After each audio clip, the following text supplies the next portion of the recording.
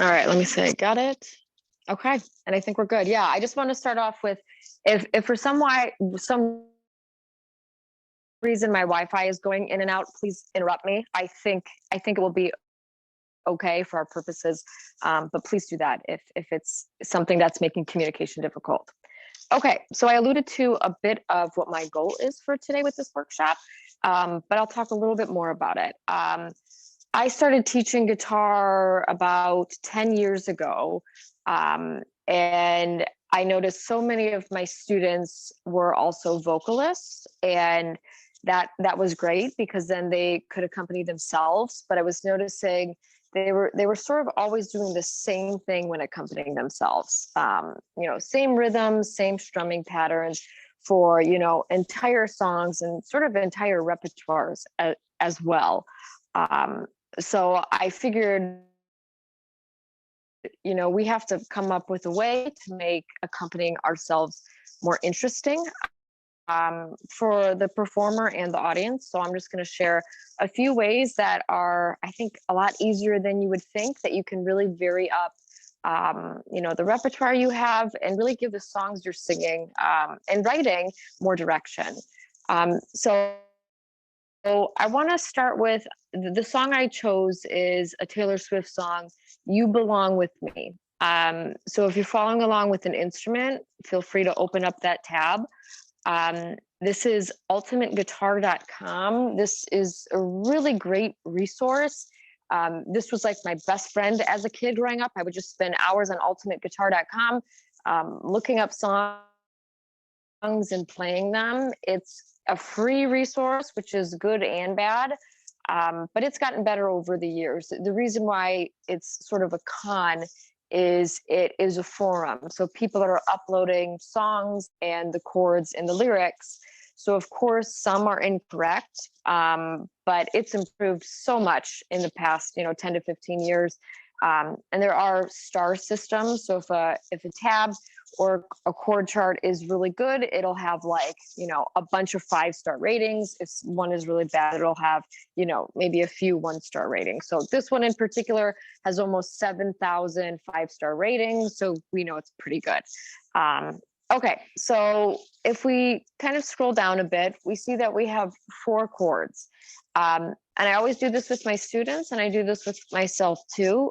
First step is to sort of take chord inventory. So we see we have a D chord, we have an A chord, we have an E minor chord, and we have a G chord.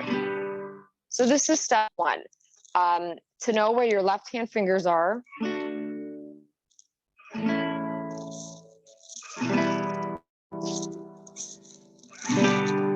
And to also know what strings you're strumming with your right hand. So let's start with D. As you can see, we have 2 little X's. It's sort of in the upper left-hand corner. If you're not familiar with chord charts, that means you do not strum that string. So that's saying don't strum the 6th string, don't strum the 5th string, but you are going to strum the 4th string down. If we go to the A chord, we have an X on the 6th string, don't strum that string. We go to E minor, no X's, so we strum all of those, and then same with G. Okay, so I'm just going to keep going. If anyone, has any questions, feel free to speak up. I'm sort of assuming that if you're watching this, you know how to read chord charts and how to do basic open chords like D, A, E minor, and G. But if you do have any questions, how to do that, please feel free to stop me. Okay, so let's go right into verse 1, and we can sort of come back to the intro. This is our starting place. This is chapter 1 of the book. This is part 1 of the movie. And this is kind of where we're introducing our story. So we have, you're on the phone with your girlfriend. She's upset. She's going off about something that you said because she doesn't like it. Because she doesn't get your humor like I do. I'm in the room. It's a typical Tuesday night. I'm listening to the kind of music she doesn't like, and she'll never know your story like I do. So now I do sort of like a lyric inventory. And this song in particular is really just setting up the stage of what we're about to talk about and experience. So for something like this, I'm thinking this needs to be a steady chord progression and strumming pattern. It doesn't need to get too busy. It doesn't need to be too sparse, but it just sort of needs to be steady. So something like this. She's upset. Said.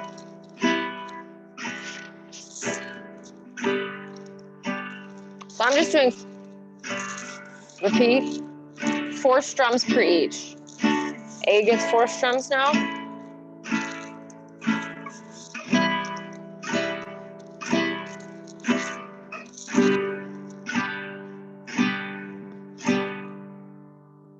So I'll do that one more time. You're on the phone with your girlfriend. She's upset.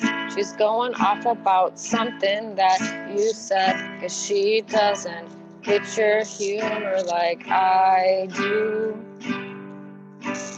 I'm in the room. It's a typical Tuesday night. I'm listening to the kind of music she doesn't like, and you'll never know your story like I do. So then when it stops there, we're going into the pre-chorus. So we could potentially keep strumming that way. She wears short skirts, I wear a t-shirt. She's cheer captain and I'm on the blue shirt. Dreaming about the day when you wake up and find what you're looking for has been here the whole time. And it's not wrong. I don't think it sounds bad, but I think it really lacks direction and it really lacks like energy. It's like, where's the song going? So we can do something a little bit different in the pre-chorus. Something I think would be good is doing something maybe a little bit more subdivided. Instead of like these open, long, steady strums, you can do something like a little more staccato, a little more short. She wears short skirts, I wear t-shirts. She's cheer captain and I'm on the bleachers. Dreaming about the day when you wake up and find that what you're looking for has been here the whole time. Like that gives you some place to lead to. Let's talk about that last sentence with the A chord. You know, music is just as much as, you know, where we can strategically and cleverly put silence as well as sound. So I think that's a really great place to use that to our advantage. So it might sound something like this. She wears short skirts, I wear t-shirts. She's cheer captain and I'm on the bleachers. Dreaming about the day when you wake up and find that what you're looking for has been here the whole time, and kind of let that go out. And now we're leading into the chorus. Okay, so now we're into the chorus. You know, and this is where she's really pleading. If you could see that I'm the one who understands you, been here all along, so why can't you see you along with me? And now this is something where I, you know, feel like the word that comes to mind, and it's not exactly how I think it is, but it's a word that comes to mind. This is where like a little bit more of the explosive nature of this song happens. This is where I feel like just her emotions are bursting out for the first time, just a little bit more. So I think we can have like a more complicated strumming pattern. Maybe not something so tight and staccato as this, but something that sort of, you know, opens up, but it's a busy one. It's syncopated, which means rhythmically it's a little bit more challenging. But if you're a guitarist or ukuleleist or anything sort of under that bridge, this is a strumming pattern that will just like serve you well forever and ever and ever and ever and ever. And it's this. So let me just start on the D chord, just so we can get down. So it sounds like this. Da, da, da, da, da, da. I'll play it one more time without me speaking. Now with down ups, this is how I would say it and play it at the same time. Down, down, up, down, up. Down, down, up, down, up. Timing wise, if you're someone that is kind of able to follow a time signature in 1 and 2 and 3 and 4 ands, it's going to be 1 and 2 and 3 and 4 and 1, 2 and 4 and. Let me do it a little bit slower. 1 and 2 and 3 and 4 and 1 and 2 and 3 and 4 and. So the articulations are, and even for me, it's like, wait, what am I articulating on? So I wrote it down and circled what numbers I'm articulating on. 1, 2 and 4 and. 1, 2 and 4 and.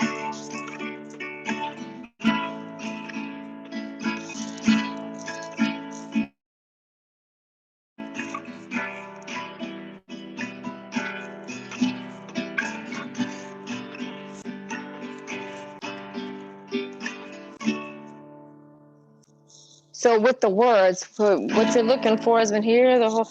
If you could see that I'm the one who understands you, been here all along, so why can't you see you belong with me? You belong with me. And then back to the verse. Now we have a little bit more storytelling here. Walking the streets with you in your jeans, I can't help thinking this is how it ought to be, laughing on a park bench, thinking to myself, hey, isn't this easy? And you've got a smile that could light up this whole town. Haven't seen it in a while since you brought it down. You say you're fine, I know you better than that. Hey, what you doing with a girl like that? So to me, this is like bringing up a memory. I think we can keep the verse strumming that we did before, if you recall. And again, that's just steady 4 strums for each. Walk in the streets with you, your worn out jeans. Just how it ought to be. Laughing on a park bench, thinking to myself, hey, isn't this easy? That could light up this whole town. I haven't seen it in a while since she brought you down. You say you're fine, I know you better than that. And what you're doing with a girl like that. Back to the pre-chorus, where I think this is where we get some of our energy. And again, we can do sort of a short staccato strum. I wear t-shirts, she's cheer captain, and I'm on the blue. We're dreaming about the day when you wake up and find that what you're looking for has been here the whole time. Back to the syncopated strumming pattern.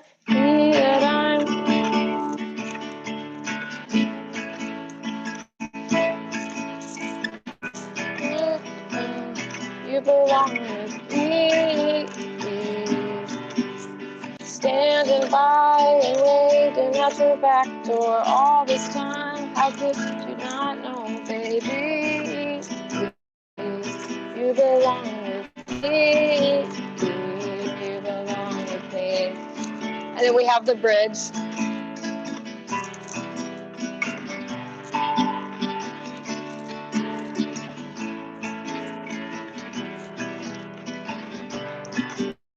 Okay, and now we get to the words of the bridge. So I think this is a good one to really be creative. Like, bridges are always really interesting to me because it's a place where I think you can do like a lot of silence, or you can do something that's really, really busy and it works. Like, this is, I feel like, a place that you can be exaggerated because it's something different in the song and it's sort of leading us home. I remember you driving to my house in the middle of the night. I'm the one who makes you laugh when you know you're about to cry. You know your favorite songs, and you tell me about your dream. Think I know where we belong. Think I know it's with me. So that's just one idea that, you know, we could do a ton of ideas. But let me back up and sort of explain that. So I'm doing 1 strum per each chord. When I get to the last A, though, think I know it's with me, it is 1 strum, but I'm doing a much more mellow stroke, a mellow strum. Like, the tone is warmer. It's a slower strum. You got a question? I thought I saw someone. I thought Maggie passion with her hand. I could be wrong. Okay, I thought I saw this. Okay, but you were just strumming. No, that's cool. Okay, so yeah. Going from, I remember you driving to my house, that's a fast, like, that's 1 block of sound almost. It's almost like blocking a chord like this, like a classical guitarist would. Driving to my house, the middle of the night. I'm almost muting the strums right after as well. It's a subtle thing, but I sort of am. When you know you're about to cry, I know your favorite songs, and you tell me about your dreams. Think I know where you belong. Think I know it's with me. And now we get into the chorus. But here's something that I think we can do differently. If we look back to the choruses before, if you could see that I'm the one who understands you, this is where we have that syncopated sort of, explosive, everything was leading up to this, where she's really pleading. The chorus after the bridge is always very interesting to me too, because this is, I think, something that we can bring back down into like a really, really mellow place to bring it back up to the end. Like it's the epitome of sort of direction, like getting to our climax. Can't you see that I'm the one who understands you? Been here all along, so why can't you see? You belong with me. So for that first half of the chorus, I would do one strum per each. I would make it really gentle, really pleading, really mellow. You belong with me. And then standing by and waiting at your back, I think you can pick it back up. And that's sort of like the train home to the end. Standing by and waiting at your back door all this time. How could you not, baby? You belong with me. And then the outro, you belong with me. Have you ever thought just maybe you belong with me? You belong with me. So for a song that, only has 4 chords, and I think lyrically is really good, is quite good. You can do so much to serve the lyrics with what you do with the chords. And I think it's just so much more interesting. I think you become a much more sophisticated musician when you start thinking this way and approaching music this way. And there's almost never just one right answer, of course. And that's sort of the fun and horrible thing about music is you get to make the decision, the musical decision of what you want to do. Okay. What else? Let me see. Just missed that. Oh, what else could you try with the bridge? For sure. So let's be creative. Let's go down to the bridge. I remember you. I think you could do something like the short staccato as well here too. And maybe quiet if you're thinking dynamic wise. I remember you driving to my house in the middle of the night. Middle of the night. I'm the one who makes you laugh when you know you're about to cry. I know your favorite songs and you tell me about your dreams. Think I know where you belong. Think I know it's with me. You could do fingerstyle. We're going to get into that in the next song. I don't know if I would love fingerstyle here. I think it would be a little bit awkward. But that's just my musical opinion, which is, of course, not right. It's just my opinion. But yeah, I think that's something you could do. Other questions, comments, ideas?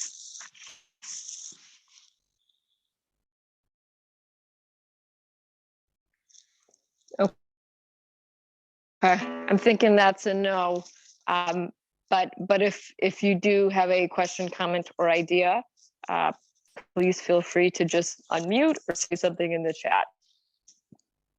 Okay, I think we're good.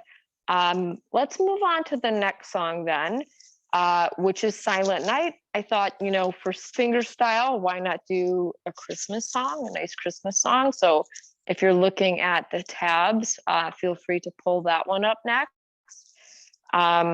Again, ultimateguitar.com, really great resource and something I use all the time and have since I was a kid. So let's do this. The tablature, I think, that I gave in the email, yes, it is right here. Scroll down to where the chords are. And let's take our chord inventory again. So we have G, we have D, we have D7, we have C, and we have E minor. So of course I'm just strumming through these, even though we're going to do fingerstyle. This is just sort of your chance to sort of get all your ingredients, make sure you know them well, so the recipe turns out how you want it. So looking at the G chord, where you to place your fingers, X's, so we strum all 6 strings. D, we have 2 X's, so that's not strumming the 6th, not strumming the 5th. Same with D7 with C, no 6th string, and with E minor, all 6. Okay, so if we go down to where the lyrics and the chords are over the lyrics, this is what we're going to be looking at. I also sent a scanned document of what the fingerstyle pattern from the right hand looks like. I found students are very intimidated by something like this, but I promise you it's not as hard as you think it is, and it's also very repetitive.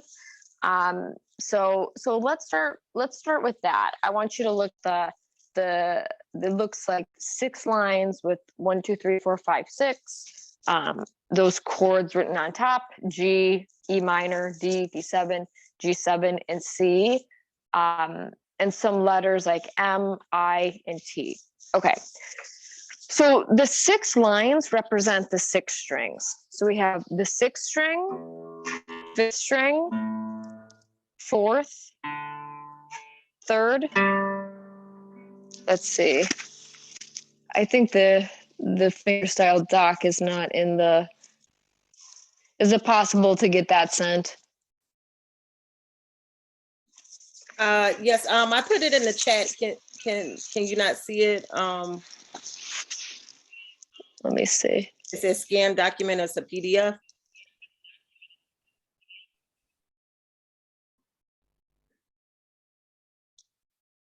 I'm not sure that went through. I could be wrong. Okay. Maggie says she's got it.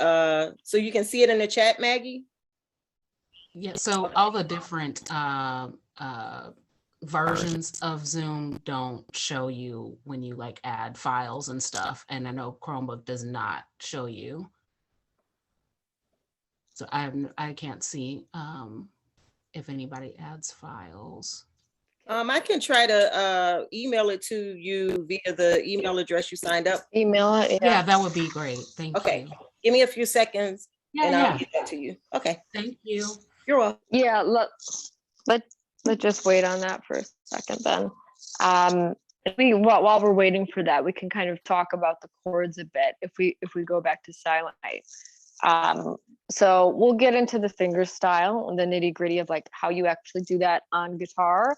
But going back to Ultimate Guitar, verse 1, we have our ingredients, we know what chords we are going to be using. We can take a little bit of lyric inventory, and of course this is a Christmas song that most people know. This is something that should be calm and have warmth to it. If we played Silent Night, like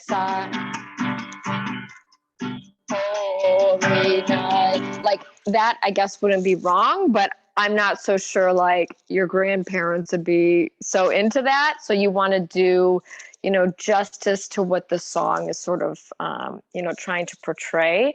Do we have the email sent? Just about? Yes, I just sent it over. Perfect. Okay, great. Got it. So how can we portray calmness of a silent night? Great. I think fingerstyle is the way to go. This, like I said, people can be very intimidated by it, but it's a lot easier than I think one would think. And it's impressive. When you play fingerstyle, people get impressed with guitar because there's so many guitarists that know some chords and they know to strum some chords, but they never quite dive into the fingerstyle. And it's very rewarding. So let's just talk about how to read this a bit. So like I said, we have these 6 lines, and this I just, I hand wrote. You can make them look real pretty and, do it on a computer, all straight lines, but it serves the same purpose. And each line is a string. So we have 6. So this is the lowest string on the guitar, the one closest to your face, and pitch, of course, lowest pitch, closest to your face. 5, 4, 3, 2, and 1. Okay. And then we have T's, M's, and I's, which communicate thumb, index, and middle. You can use ring and sometimes even pinky, but for this case, we're going to use these 3 fingers on our right hand. And you read it almost, like I always think of it like a graph. So I'm going to do it on open strings first, just to kind of show only the right hand, and then we'll put some chords with the left hand, but let's really break it down here. So for that first one, that's G and then E minor. I'm not even going to do the G or E minor chord, but I am going to go off of that right hand instruction. So it says to put thumb on the 6th string and middle on the 2nd string. Now they're written right on top of each other, almost like a spaced out snowman. So that means you play them together like this. So here's the thumb individually on the 6th string. Here's middle finger on the 2nd string individually. We'll play them together. And then we have index on 3 by itself, thumb on 4, index back on 3, thumb on 4, index back on 3, because those are separated. So it sounds like this kind of all together, still just on open strings.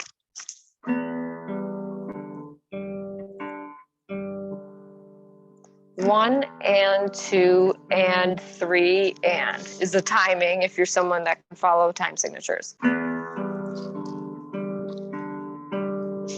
Now, just put your left hand in, let's say, a G major chord, and this is how it sounds. Together, E minor. Do that again, G.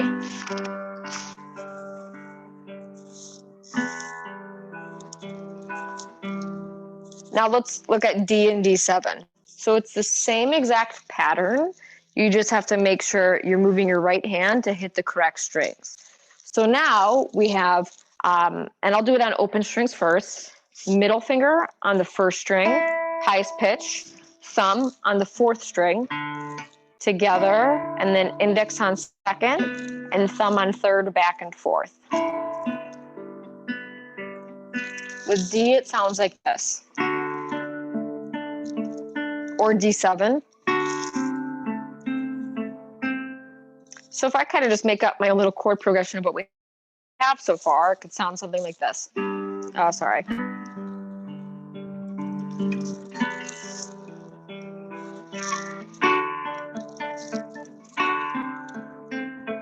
And now going to G7, again, the same pattern with the right hand, just a little bit more spread out based on what the chord is. So we have middle finger on the 1st string, thumb on 6, and index on 2nd, thumb on 3rd, back and forth. This is G7. And then last but not least, C. So again, the same exact pattern with the right hand, just dependent on what the harmony is to put your right hand fingers to each string. So thumb on 5, index on 2, and then thumb on 5, middle on 2, index on 3, and thumb on 4 going back and forth. It sounds like this. So that's the whole song. Keep that handy to reference it, but let's go back to Ultimate Guitar now to kind of put it together. Move my camera over just a bit. And let's take just that first line here. Silent night, holy night. To D, all is calm, D7. All is bright round your virgin mother and child, holy infant, so tender and mild, sleep in evenly piece.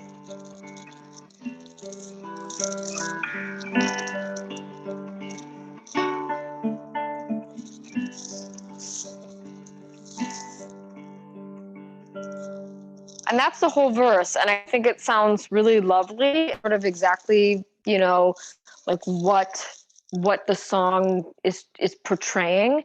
Some tips with the right hand. When you initially start doing finger style, your fingers are gonna want to really fly out, and you're going to want to keep reminding yourself it's like small movements are what you want. I can even bring my camera a bit closer, and just to see how little my fingers move, they're just very close to the strings at all points.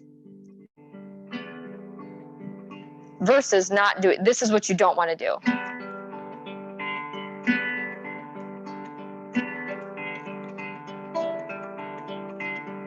And it seems like a really small thing to be picky about, but it makes a huge difference. And as a classical guitarist, this is something I work on, like technique-wise, all the time. Because if your fingers are sort of flying and then coming back, that's taking up time. And that's making, you know, when your finger is coming back and ready to articulate the string, that's first of all not going to be as in control of a sound as you could have if you're staying close and able to sort of control where you're landing on your finger. It might be a little bit hard to see, but no, I think you can see that. On my right hand, since I am a classical guitarist, I have long nails, and they act as my pick. If you don't have nails, you do this. If you have even just a little nail, if you have, you know, no nails at all, you can still do this. One thing you'll want to do as well, let me bring the camera up to my hand one more time. My wrist is not like really flat, and it's not totally this way either. It's really balanced right in the middle. Like it's almost straight. It has like a little bit of an angle, but not much. And all your muscles in your hand work best when you're like sort of at an even Stevens middle ground approach to like where you keep your fingers and where you keep your wrist. That's really important. There's a lot of good books by classical guitarists like Christopher Parkening and other names that dive really deep into like how can we use our muscles best as a classical guitarist, but as a guitarist in general, you know, to not get fatigued and to create the best sounds we want. Okay, any questions on this, on Silent Night or finger style in general? I have a question. Not that Sure. you necessarily would want to do this with your arrangement, but say you wanted to do a version that went from soft to louder, a version with dynamics. So you're going to have like a loud verse, a moderate verse, and a quiet verse. How are you going to? Yeah, definitely. I think that is something you would probably want to bring strumming in. I mean, you could even do something like with the silent.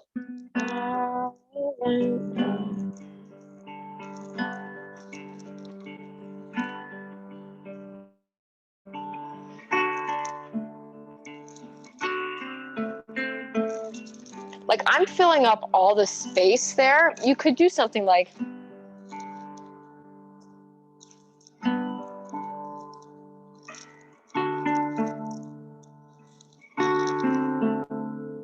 And then maybe for, if you want to do the second verse, I mean, you could even do it on 16th notes. That would be kind of fast and not so much a beginner thing, but.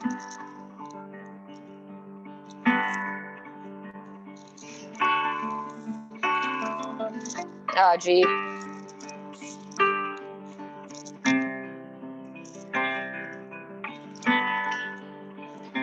But if you're looking for something that has like a high dynamic marking, I think it would be a little bit silly to try to like milk everything you can out of fingerstyle when you could just strum.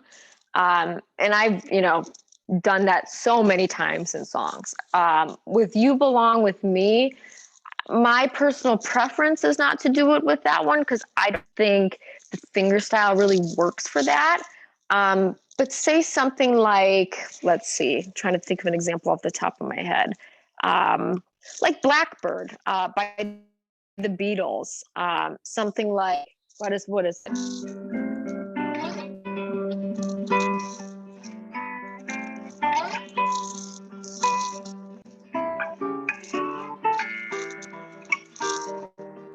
How does it go? And then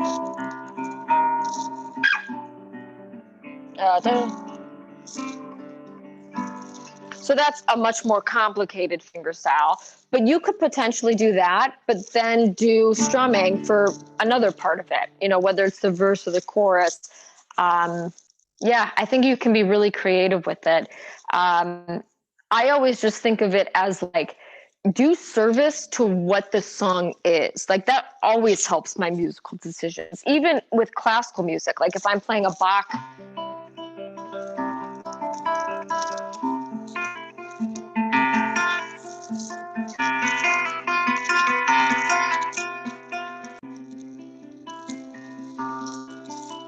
You know, you always want to think like, what can I do musically with my left hand, my right hand, and really my whole body that brings out what I need to on the guitar that is communicating the music. And it's sort of like a woo-woo way to say it. It's like, how much can I really learn from that sentence anyways? But I think it's true. So I think if you're looking to, you know, do something that's really mellow and then get a really loud, you know, in your face dynamic, do what you need to do that. I don't know if strumming, or I don't know if finger style is the way to do that, but put in some loud strumming. And I think that's totally fine.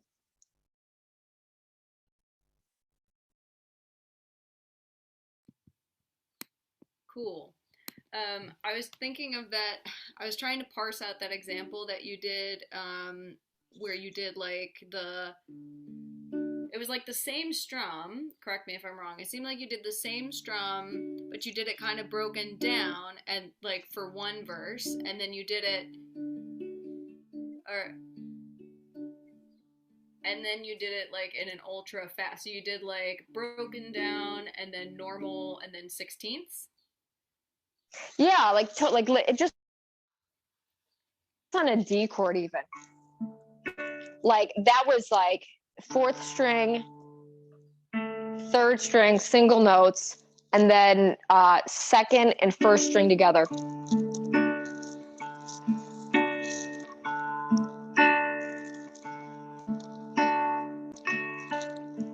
Now just on eighth notes, 16th note.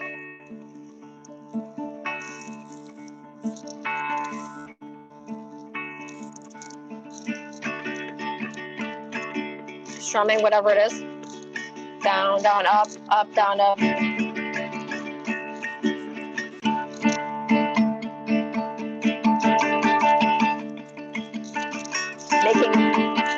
adding a G to the top of it. You know, like you can be really creative with it.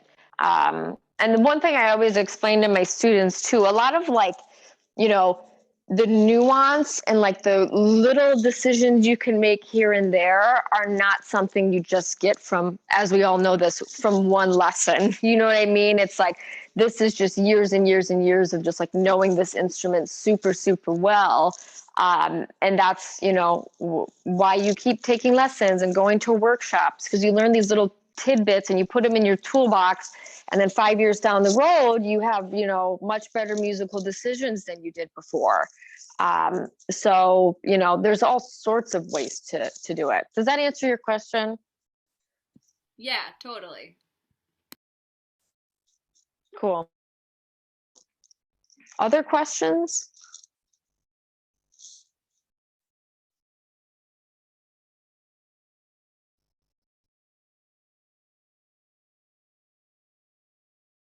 And I think with ukulele too, I mean, I've taught a lot of ukulele as well. It's really, you know, it's the same language, you know, less strings, smaller instrument, but it's the same language. So all of this is completely transferable to ukulele, and of course electric guitar as well. Yes, I'm trying to make myself follow along with you on electric guitar tonight, not pulling my ukulele out, which would be much easier because I can play all of this stuff and fingerstyle and ukulele, but guitar not so much. But as you said, it's progress and just putting things in your toolbox that you might not even be able to use right now. So Absolutely. And I always say this to my students too, is like, part of it's like, it's that double-edged sword of, part of the fun of it is, being creative and finding your own unique music voice. And it's like, well, how do I mean, I felt like that too. Like, God, what do I have to offer that another classical guitarist hasn't offered, another jazz guitarist comping on something haven't offered.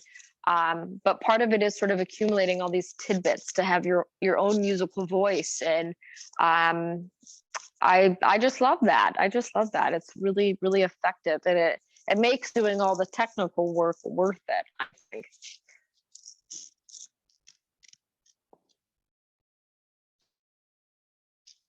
Other questions?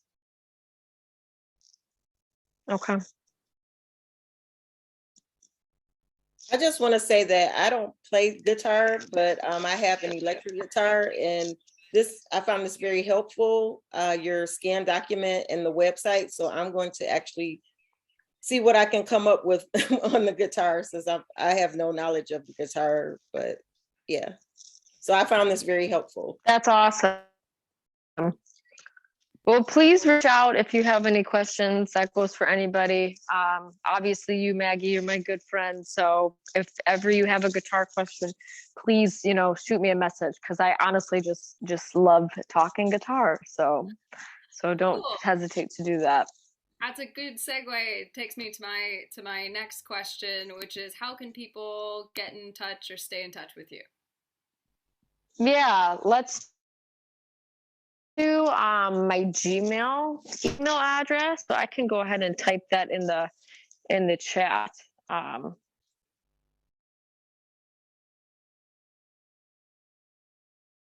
You know what? Let me go, everyone. J.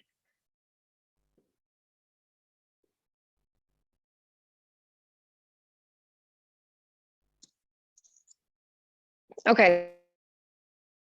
That's my Gmail address. I check it every day. If you want to get in touch, ask a question here or there, performances that I might be up to if I'm in Michigan, and anything of that kind, feel free to reach out. Cool. And we'll put that information along with these charts and stuff in the when we send out the video to people who registered and couldn't be here in person. For those of you who aren't subscribed, please follow Girls Rock Detroit on your preferred social media. Sign up for our newsletter. Stay in touch. We're going to have a lot more awesome workshops like this. And we'll get Jess back in the future, I'm sure. Thank you so much, everybody, for coming. Really appreciate you. Signing off. thank you. Good night. Thank you so much. Bye, everyone. Bye.